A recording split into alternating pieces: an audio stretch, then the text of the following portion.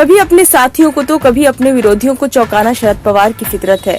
अदानी समूह को लाभ पहुंचाने के जिस मुद्दे पर कांग्रेस के पूर्व अध्यक्ष राहुल गांधी लगातार केंद्र सरकार पर निशाना साध रहे हैं, उसकी एक तरह से पवार ने हवा निकाल दी। उन्होंने अदानी मुद्दे पर संयुक्त संसदीय समिति यानी जेपीसी नियुक्त करने की विपक्षी दलों की मांग को एक तरह से खारिज कर दिया। चूंकि इस मांग को लेकर जारी संसदीय गतिरोध में शरद पवार की राष्ट्रवादी कांग्रेस पार्टी भी शामिल रही, इसीलिए उनका ये बयान चौंकाने वाला है। सवाल ये है कि क्या शरद पवार ने इसके जरिए 2024 के आम चुनाव में संयुक्त विपक्ष की अपने आप अगुवाई करने की तैयारी में जुटी कांग्रेस और राहुल गांधी को कोई संकेत दिया है, या फिर वो आगामी आम चुनाव के लिए नए गठबंधन बनाने की तैयारी में है? क्या शरद पवार इस बयान के जरिए विपक्षी दलों को भी नया संदेश देने की कोशिश कर रहे हैं? ये संयोग नहीं है कि जिस समय शरद पवार ने अदानी मुद्दे की जांच के लिए जेपीसी की मांग खारिज की, ठीक उसी वक्त उनके नतीजे अजित पवार ने नरेंद्र मोदी के नेतृत्व का गुणगान किया। आज के दौर में राजनीति यदि किसी की प्रशंसा भी करती है तो उसके राजनीतिक संकेत होते हैं। अजित पवार द्वारा मोदी की प्रशंसा करने का एक संकेत यही है कि पवार परिवार भाजपा के साथ राजनीति की कोई नई राह देख रहा है। शरद पवार एक चतुर राजनेता माने जाते हैं। ये मानने का कोई कारण नहीं है कि पवार को ये पता नहीं होगा कि जेपीसी की मांग को नकारना एक तरह से कांग्रेसी अभियान को नाकाम करने जैसा ही होगा। ये भी शायद ही कोई स्वीकार करे कि बिना पवार की सहमति से अजित पवार नरेंद्र मोदी के नेतृत्व की सराहना करेंगे। चाचा भतीजे के बयानों से साफ है कि महाराष्ट्र की राजनीति में कोई नई खिचड़ी पकाने की तैयारी है। ये खिचड़ी कैसी होगी, इसे लेकर कयासबाजी स्वाभाविक है।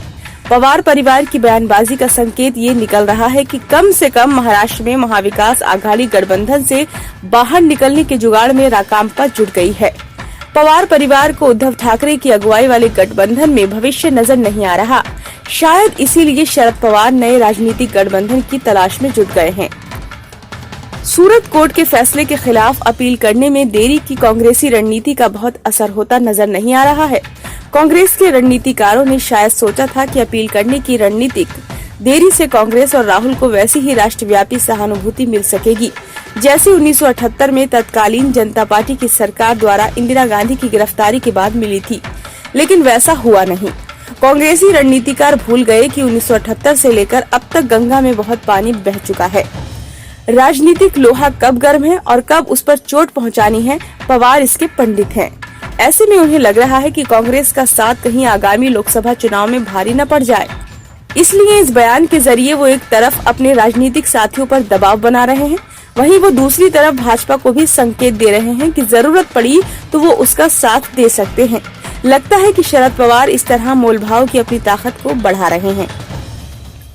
वो जब भी महाराष्ट्र में सत्ताधारी गठबंधन का हिस्सा रहे, रणनीतिक रूप से खुद की पार्टी को दूसरे नंबर पर रखते रहे हैं। हालांकि मलाईदार मंत्रालय अपने पास रखते हैं, इसके दो फायदे होते हैं। अगर कोई सवाल उठा तो अगुवाई करने वाला दल कहीं ज्यादा भुगतेगा और मलाईदार मंत्रालय का फायदा उनको ही मिलता रहेगा। लेकिन ये भी रणनीति तभी कारगर हो सकती है जब अगुवा दल ताकतवर हो। एकनाथ शिंदे की अगुवाई में शिवसेना के बड़े धड़े के अलग हो जाने के बाद उद्धव ठाकरे गुट वाली शिवसेना ताकतवर नहीं रह गई है। कांग्रेस की स्थिति पहले से ही कमजोर है। पवार का डर स्वाभाविक है कि दोस्ती वाली नाव डूबी तो उसमें उनकी राकांपा भी डूब सकती है।